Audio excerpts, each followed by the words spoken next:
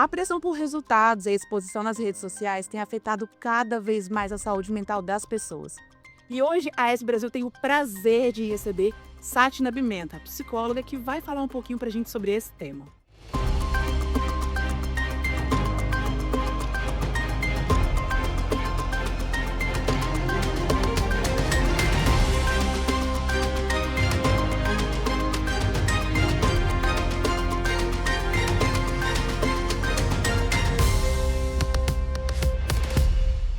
Sátina, seja muito bem-vinda ao SDS Brasil. É um prazer te receber aqui, viu? Ai, muito obrigada. Obrigada por receberem a gente, obrigada por falarem de um tema tão importante e principalmente importante agora, né? Porque ô sociedade da produtividade. É verdade. Mas antes, apresenta o pessoal de casa, por favor. Beleza. Eu sou a Sátina Pimenta, sou coordenadora do curso de Psicologia do Centro Universitário Estácio de Vitória, né? Estou como pró-reitora de Pesquisa, Extensão e Internacionalização lá, e a gente tem defendido um curso que vem falar justamente sobre a realidade da população brasileira. Então, a gente está aqui para poder auxiliar e poder responder algumas perguntas que tenham a ver com isso. Ô, Sátina, a gente estava conversando antes de começar aqui sobre o caso do jogador Felipe Coutinho, né? Ele rescindiu o contrato com o Vasco, alegando que precisava cuidar da saúde mental. Como que você enxerga essa pressão, né, para essa alta performance hoje? Primeiro, a gente tem que dar parabenizar, né? Coragem, Muita. Penso a né? mesma coisa. Coragem, e coragem principalmente porque faz parte de um esporte que é um esporte extremamente popular e que não é tipo eu, você, família dele, o técnico dele, né, o clube que está preocupado, parece que é o Brasil inteiro que está olhando para ele e perguntando: "O que que você vai fazer agora?". Exatamente. Entende? É diferente. Então, assim, quando a gente fala principalmente de atletas ou quando a gente fala de pessoas públicas, além da pressão que a gente tem da gente mesmo para performar de forma bacana nessa sociedade de espetáculo, eu tenho um espetáculo acontecendo fora dela. E que vai me cobrar, cobrar, cobrar. E aí quando eu falo: "Espera aí que eu preciso parar e sair do meio dessa coisa toda", eu tenho que ter muita coragem. E saber que eu sou mais importante do que aquilo tudo. E no caso dele, né, os holofotes ali em cima e as pessoas, a gente estava falando inclusive, sobre isso esses dias. Quando você vê um artista, um atleta, né, profissional, você não enxerga a pessoa. Não, você enxerga o artista e o atleta profissional. Você não imagina que tem um ser humano ali. Então, assim, acho que tem essa pressão antes e essa pós, né, tipo assim: "Caramba, eu tomei a decisão, e agora?". É, esse quando a gente pensa nessas figuras públicas, a gente idealiza. A gente já idealiza um outro, né. Você olha para mim, olha para você e pensa: "Ah, Tamires deve ser assim, deve ser assado". Mas quando eles estão ali em público e se apresentando, a gente resume a vida deles àquilo dali, e a gente não pode fazer isso. Por causa disso que quando eles tomam decisões assim, a gente se assusta, porque a gente está acostumado a vê-los de forma tão magnífica dentro daquela telinha, né, ou daquele campo de futebol, ou que a gente esquece que tem uma pessoa ali dentro. Sempre tão bem, né, vibrando, comemorando, ou com raiva porque perdeu um Tem um lance, enfim. problema, mas parece que eles estão sempre mostrando pra gente o que a gente quer ver deles. Só que existe algo além, quando aquela câmera desliga, quando o jogo do a luz, né, os holofotes do estádio se apagam, ou quando a TV ela não tá ali, eu sou uma pessoa, e essa pessoa ela sofre, assim como eu, assim como você, assim como todos nós. E agora como que eu posso porque eu posso chegar aqui e falar: "Tamires, olha, de verdade", e eu sou psicóloga, e mesmo assim eu posso, tá, gente? Logo avisando. É, por favor, eu posso chegar aqui e falar: "Olha, tô com problema em casa, tô com isso, aqui". Você acha que o Felipe Coutinho vai poder fazer isso? Imagina, vai poder, entendeu? E se fizer, vão fazer o que fizeram mesmo. Começaram a falar que era mimimi, que era bobeira, que ele não precisava estar fazendo isso com o clube. Oi? Aham. O clube. E a gente ouve muito, assim, eu pelo menos vejo muito nas redes sociais, né, esses ataques, e são ataques muito gratuitos, vamos combinar, né. Rede social eu costumo dizer que é terra que é tudo é perfeito, tudo é maravilhoso. Inclusive eu te falei aqui antes da gente começar aqui, eu fui usar os meus casos como exemplo pra fazer isso, gente.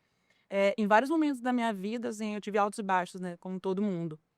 E o que me pegava muito era ver as pessoas sempre tão extraordinariamente felizes, tudo dando certo o tempo inteiro, e eu pegava a rede social como parâmetro. Isso funciona assim mesmo ou isso é algo muito pessoal? Então, sabe o que que é uma coisa que é engraçada? A gente já sabe que aquilo dali é mentira. mas mesmo assim a gente ainda vai lá para se embebedar daquilo. Pode ser que a gente esteja fazendo uma projeção de um desejo nosso: "Ai, eu queria tanto que a minha vida fosse assim", mesmo sabendo que aquilo dali não é verdade, mas eu queria tanto que fosse assim. Pode ser, mas a gente precisa trazer para nossa realidade e pensar um pouquinho sobre merecimento. Sobre olhar e falar bem assim: "Poxa, mas eu tenho muita coisa bacana". Pode não ser essa viagem aí toda, né, que essa da pessoa tá fazendo, ou ter o carro que aquela pessoa lá disse que comprou e tudo mais. Mas eu tenho isso, eu tenho aquilo outro. Então talvez a gente tenha que repensar os desejos, porque aquilo dali é um desejo de ostentação. E não dá para ostentar a vida inteira, o dia inteiro, o tempo inteiro. Não tem. Não é real. E aí o que que eu quero? A realidade onde eu vou ser feliz com aquilo que eu tenho e que eu corro atrás, que eu conquisto, ou aquilo que eu vou ficar sonhando de uma coisa que nem existe? É verdade. E a gente vê muito também, né, pressão, nos estudos, no trabalho, bem de tudo quanto é lado. Quando, assim, que momento que a gente pode identificar quando é estresse ou quando já está, assim, afetando a nossa saúde mental a ponto de eu preciso urgente procurar uma ajuda? Como a gente identifica isso? Beleza. A Organização Mundial da Saúde, ela fala pra gente que ter saúde mental é conseguir viver a vida realizando as atividades do dia a dia, sem que você tenha, não vou falar que dor, mas sem que você sofra com isso. Então eu tenho que acordar de manhã para ir trabalhar. Opa, todos nós temos. Só que agora eu começo a acordar de manhã e aquele ir trabalhar já me gera aquela angústia. Eu tenho que fazer uma atividade da faculdade, como os meus meninos, né, e minhas meninas lá da psicologia fazem, e aquilo dali gera em mim uma ansiedade enorme. Opa, é algo que eu vou ter que passar 5 anos fazendo. Então será que tem alguma coisa que está ultrapassando a minha possibilidade de viver a vida de maneira bacana? Se tiver, vamos procurar ajuda sim, tá na hora. Caramba, que loucura, né. Existe, quero não sei, né, existem casos que as pessoas demoram muito a entender isso, já caem num quadro direto de depressão, por exemplo, ou de quando tem aquelas crises de pânico. Eu conheço pessoas, né, que trabalharam comigo, pessoas próximas da família, de só de ouvir falar, ó, de arrepiar, só de ouvir falar de sair, de começar a tremer, dar aquele surto e choro e desespero. Quando a gente fala sobre saúde mental, quando a gente fala de psicologia, a gente tem que pensar que nós, seres humanos, a gente passa por processos, né. E aí esses processos, esses caminhos para ficar mais fácil, eles vão nos dando alguns sinais. Só que por vezes a gente escolhe ignorar, ou a gente é obrigado a ignorar, tá. Então, por exemplo, vamos pensar então no nosso exemplo lá de um esportista de alta performance. A vida dele é aquilo. A família dele se sustenta naquilo. Inclusive para essas pessoas eles não têm nem lar, porque eles têm que ir para onde o esporte os chama. Então até mesmo os vínculos deles são relacionados a isso. Então, às vezes eu vou ter que deixar para lá o que eu estou sentindo, porque foi esse teoricamente o caminho que eu escolhi, junto com a minha família. E aí eu vou abstraindo, eu vou tirando do meu campo de visão. Posso sair dele e posso te levar para uma mãe solo. Já ouviu falar que mãe, quando o filho tá doente, fica boa, mesmo que esteja passando mal? Em 2 palitos, ela fica boa. Por quê? Porque ela abstrai. Ou eu posso te levar para um CEO de uma empresa, que precisa comandar tudo e ver que se ele ratear, outras pessoas dependem dele e ele vai, ele vai, ele vai. Então eu vou escondendo, colocando debaixo do tapete, como dizia o pessoal de antigamente. Vão varrendo pra debaixo, só que uma hora o tapete, ele vai ter que abrir, ele vai ter que mostrar. E aí quando ele mostra, às vezes ele pode mostrar com uma situação, como por exemplo, um ataque de pânico, Caramba, isso é entende? muito louco, né. É. O bom é que agora, no momento que a gente está vivendo, pós-pandemia, a gente consegue falar sobre o assunto. Você está aqui comigo falando sobre o assunto, sabe? E vocês estão aí vendo. Então quando a gente começa a ver algumas coisinhas, E aí eu ouvi a Sátina falar, eu ouvi a Tamires falar: "Ah, a pessoa que está fazendo psicologia contou para mim tal coisa. Ah, aprendi isso na faculdade". Opa, o sinalzinho tá mais. Vamos lá, gente, vamos tirar esse estigma que a gente não tem que cuidar de saúde mental ou que é uma vergonha cuidar de saúde mental e vamos passar a cuidar da gente. Porque é isso que a gente precisa fazer. Quando você machuca o joelho, você não vai no ortopedista? Então tá, gente, a gente vai no psicólogo. E a gente estava falando também, nossa, você tá falando, tá passando É um cara, filmezinho, né? aham, tá assim, passando Passa na na minha minha cabeça. também. Sério mesmo? A gente tá falando que você também faz terapia, né, Faço. você é psicóloga e você faz e você vê importância nisso, além do profissional. Tem muitos profissionais, ô Sátina, que fogem disso? Tem gente que não aceita terapia não, acho que é fraqueza. Pois é, eu ia até te falar isso, a gente tá no século XXI, cara. A gente perde muitas pessoas para depressão, pessoas próximas, pessoas não tão próximas, mas que a gente sente, fala: "Caramba, mas aquela pessoa o tempo inteiro brincando, o tempo inteiro sorrindo, como s aconteceu, né?". Ainda existe esse preconceito? Muito. Nossa, muito, muito, muito. A geração de agora, né, a minha geração, a geração posterior à minha, a sua geração, a gente já percebe que a gente precisa cuidar da gente mesmo. Uhum, Agora, por exemplo, vou atender uma idosa, só dela chegar até a mim já é um longo caminho, uhum. entende? Por quê? Porque são gerações que foram ensinadas que sofrer, Era normal. contrário, não pode. Ah, não A gente pode. não pode sofrer, principalmente homens. Homens, ó, Chora. É verdade. não chora, não tem sentimento, não se apaixona, não isso. Mulheres têm que ser fortes, porque quando faltar, quem é que vai cuidar? Caramba, que loucura. Então eu nunca posso esmorecer. Essa é uma geração. E aí, às vezes, eu tô, por exemplo, numa família que é composta pela sua maioria de uma geração que pensa desse jeito. "Mãe, eu tô me sentindo assim, assim, assim". "Ai, minha filha, deixa de bobeira, vai lá estudar que você tem que passar na prova de amanhã. Vai, vai, vai". Ou "Pai, eu tô sentindo isso, isso e isso", um adolescente ou até mesmo um homem jovem. "Ah, para de bobeira, nem parece que é Frescura. meu filho, que frescuragem". E aí o que que a gente faz com os ouvidos? A gente tampa, a gente para de ouvir o outro. E aí quando o outro não recebe um ouvido para poder dizer o que sente, ele também para de falar.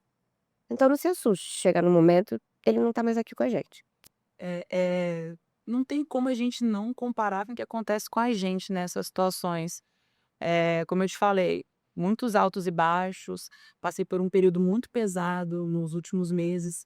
E de 2 semanas para cá, você falou sobre o sofrimento eu passei a não ter mais isso. É Eu bom, sinto né? que eu estou em paz. E a gente acostuma tanto com o caos, pelo menos eu, né, a gente acostuma tanto com o caos que quando as coisas ficam brandas, você fala: "Gente, tem alguma coisa de errado". É o E contrário. agora eu já não penso mais antes eu pensava assim, agora Uhum. eu falo: "Não, eu mereço essa paz". E assim, todas as pessoas que estão ao meu redor, que eu sei que passam por isso, eu quero pegar e falar: "Vem cá, porque eu preciso que você saia disso como eu saí".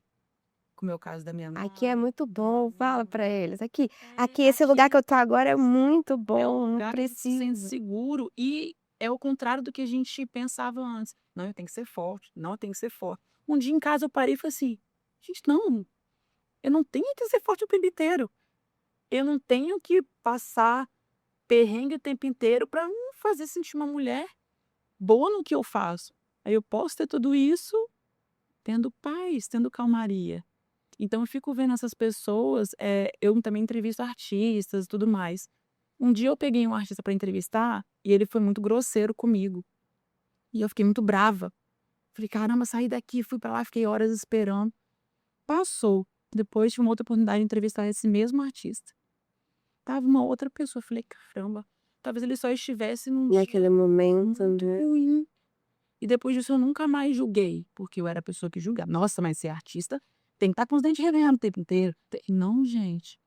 São seres humanos. Sim. E na sua visão de profissional, Sátina, esse esses casos eles estão sendo mais abertos, estão ficando mais abertos para entendimento do que Eu antigamente, do que antes da pandemia, por exemplo? Você acha que apesar de ainda ter muito preconceito, isso diminuiu ou não? Eu acho que diminuiu sim, eu acho ótimo quando um artista, quando um esportista, quando essas mídias elas vêm a público, pra gente poder ver aquilo, assim, falar: "Nossa, não é só comigo, existem outras pessoas que inclusive têm uma vida totalmente diferente da minha, mas que também passam ou que também passaram por alguma coisa do tipo". E aí o mais legal, também a gente começa a ouvir casos de pessoas que passaram e superaram igual você. Agora eu quero ser igual a Tamires, se a Tamires encontrou eu também quero encontrar. Então não é só sobre dor que a gente começa a falar, a gente fala sobre superação, entende? Então isso é incrível, isso é muito importante, porque parece que a gente está falando sobre desastre, mas não, a gente está falando sobre colocar para fora o que as pessoas sentem, receber e acolher esse sentir, e o que a gente vai fazer com isso agora, entende?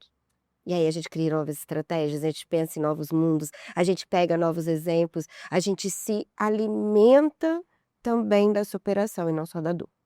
E tem essa questão da terapia que a gente estava falando que é extremamente importante, né, nesse processo, e tem também, aqueles pontos que você fala: "Caramba, tô começando a ficar assim. O que que eu preciso fazer para sair disso aqui antes de afundar?".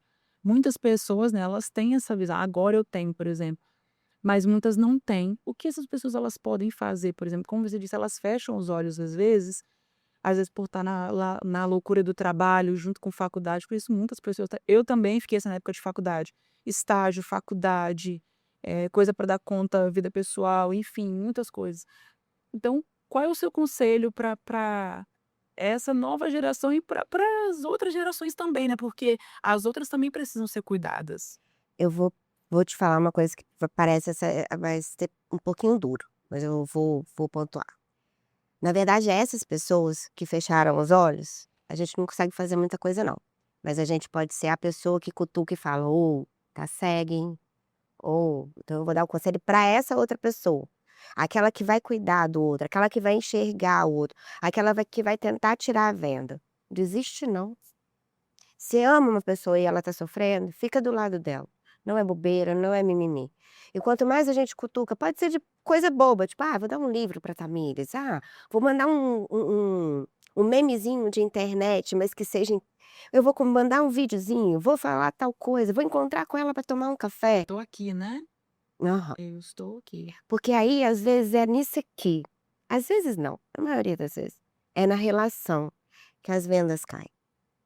E aí sim, aí o outro vai enxergar e vai falar: "Opa, e quem esteve comigo enquanto eu estava lá cego? A Tamires, a Sátina, minha mãe, o meu pai, o meu amigo, o meu marido". E ali eu vou. E às vezes são pessoas pouco prováveis que ficam do lado, Às vezes sim, que surreal. Você às fala: vezes "Jesus, como assim? Que é isso?". Essa pessoa, do nada, assim, recebe uma mensagem. Aconteceu muito isso dessas necessitivas, eu né. falei: "Não é possível, não". Uma pessoa que eu encontrei uma vez em uma festa. Eu, assim, nunca fui muito de expor minha vida pessoal, eu sempre postei muita coisa de trabalho. Mas depois desse processo eu publiquei algo muito pessoal, e eu não imaginei que fosse ter tanta repercussão, porque eu julgava muitas pessoas que se filmavam naquelas situações. Sabe o que eu botei na minha cabeça? Eu falei: "Eu vou filmar isso, olha bem, eu vou filmar isso, porque um dia eu vou conseguir ajudar pelo menos uma mulher a sair de onde eu estava". Pois eu filmei, demorei para poder conseguir postar.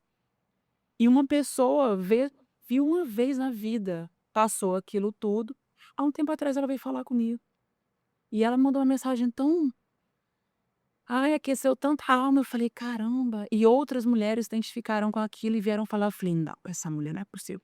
Uma delas, Sati, Sim. foi uma mulher mega empoderada, uma mulher que tem uma empresa, tá, a mulher tá transcendendo, pelo menos para quem tá aqui. Quando ela me procurou, eu falei: "Não acredito, como assim?". Mas E ela me contou a história dela. Obviamente que eu caí no choro, ela também, mas eu falei: "Meu Deus, eu vejo essa mulher como uma personagem de força, porque ela é, tipo, muito". Ela falou: "Tamires, foram 20 anos assim, e eu saí há pouco tempo". Eu falei: "Não é possível".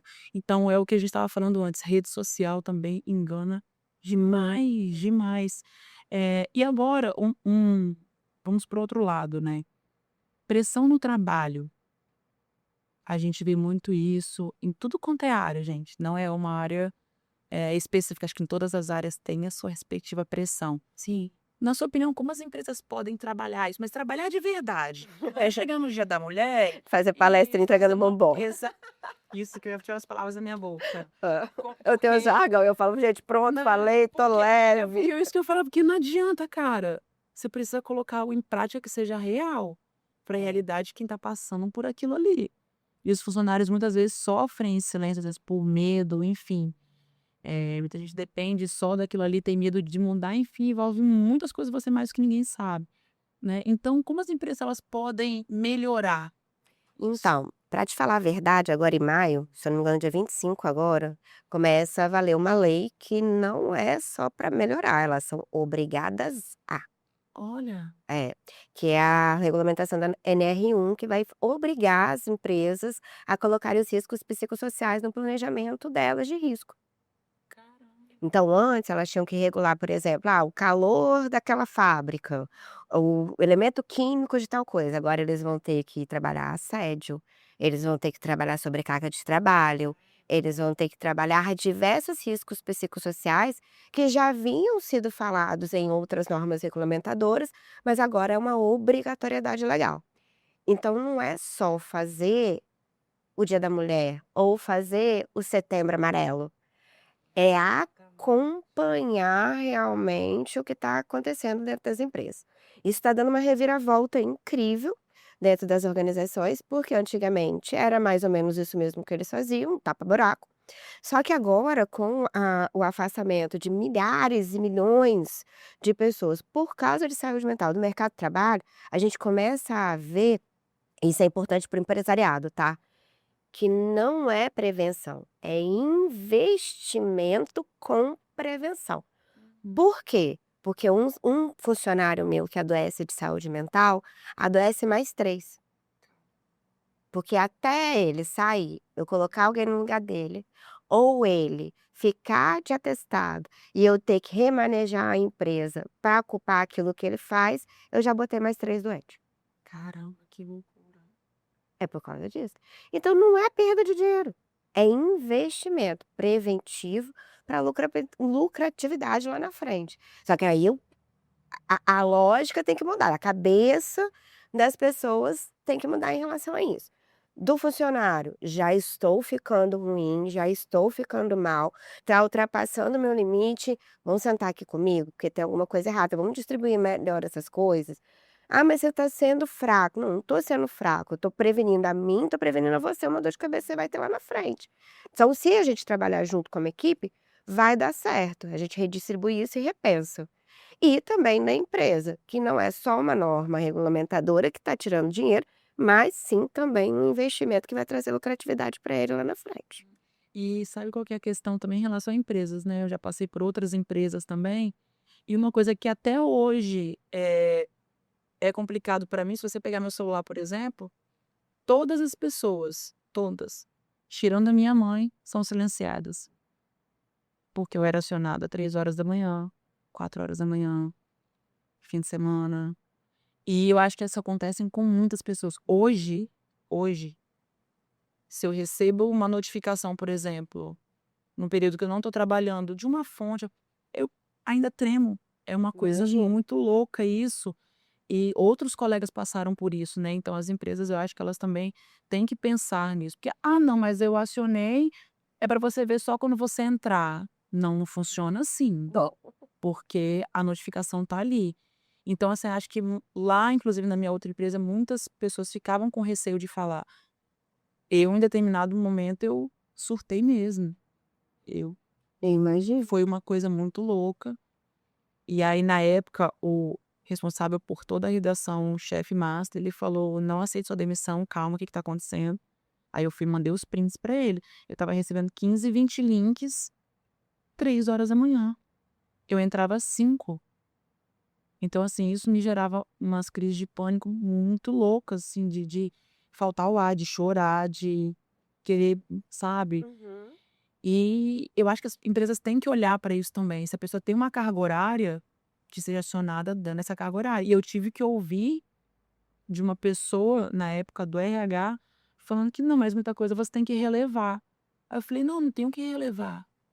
Se Ah, dói, eu não tenho que é, relevar. uma mão lava a outra. Não, não é assim. Eu tô aqui porque precisar o tempo inteiro. Aqui dentro, mas lá fora eu tenho uma vida. Então, como que as pessoas elas podem chegar até o Jesus para poder falar isso? Porque não é fácil também não, tá? Não, Eu demorei muito não é. pra Princi conseguir fazer esse caminho. Principalmente se a gente tem uma empresa em que o ambiente, o clima organizacional dela é um clima competitivo. Então, se a Tamires não atende, vê o link, o fulaninho ali Vai atendeu, vai ver o ver. link e vai fazer primeiro que ela. E aí a Tamires Exatamente. fica mais nervosa Não sou ainda capaz de com fazer aquilo isso. dali. Aham, era Entendeu? exatamente isso.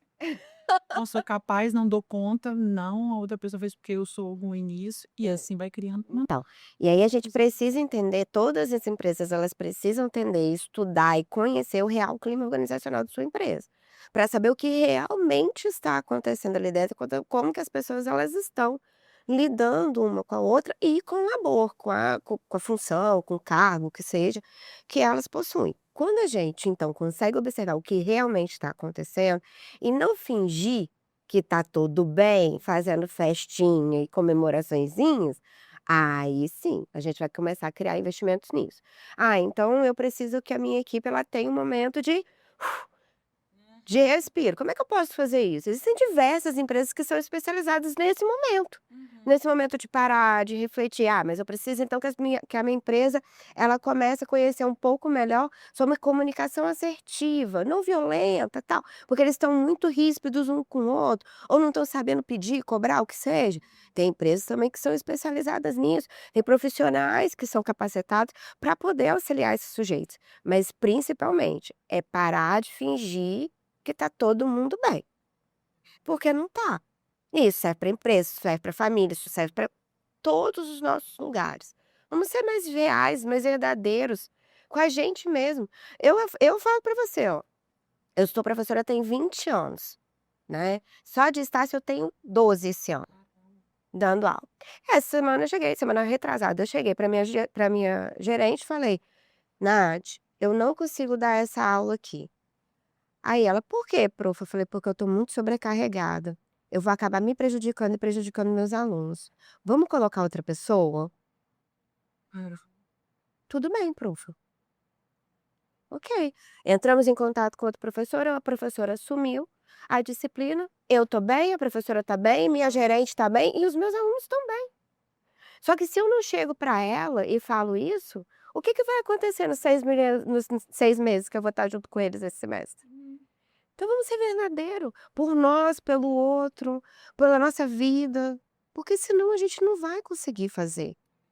E pior, quando a gente não consegue, a gente se sente mais culpado ainda. Nossa, a culpa é uma coisa complicada. Quando a gente se coloca Nesse lugar, nesse lugar é difícil demais. Eu me sinto culpada porque não estou atendendo fora do meu horário.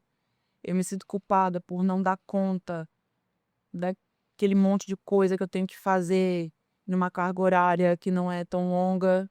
Eu me sinto culpada por tudo que acontece no mundo. E é muito complicado sair disso. é, É muito extremamente. É por causa disso que antes que a culpa venha, a gente dá limite, principalmente na gente. É isso. Mas é difícil, tá? Dar limite hoje em dia é difícil, a gente olha e fala: "Ah, cabe mais uma coisinha, Só mais um dá pra fazer mais não sei o pouquinho, quê, acho que cabe mais pouquinho".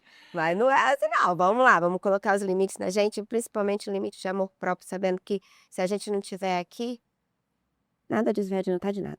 Sátima, a gente tá chegando ao fim, mas eu vou te pedir um favor, pedir Hum. para você olhar para o pessoal de casa e deixar o seu recado de amor, de acolhimento e de lembrar que eles não estão sozinhos nessa. Ai, não tô mesmo não, gente. Falar a verdade pra vocês, hoje a gente tem uma gama de pessoas incríveis dentro da faculdade e fora dela, fazendo psicologia, fazendo os cursos de área de saúde, trabalhando, estudando, conhecendo, criando coisas novas dentro da ciência, pra gente aprender cada vez mais a um cuidar do outro. Mas se a gente não tiver empatia, a gente não tiver o que mais importante de todo mundo, humanidade, não vai adiantar nada. Então lembra que você é importante, lembra que o outro é importante, lembra que você junto com o outro não vai estar sozinho, mas lembre se respeitar, principalmente. Muito obrigada, Bill. Linda! Obrigada. E, gente, para vocês que estão com a gente aqui até agora, continue nos acompanhando na esbrasil.com.br. Até a próxima. Tchau.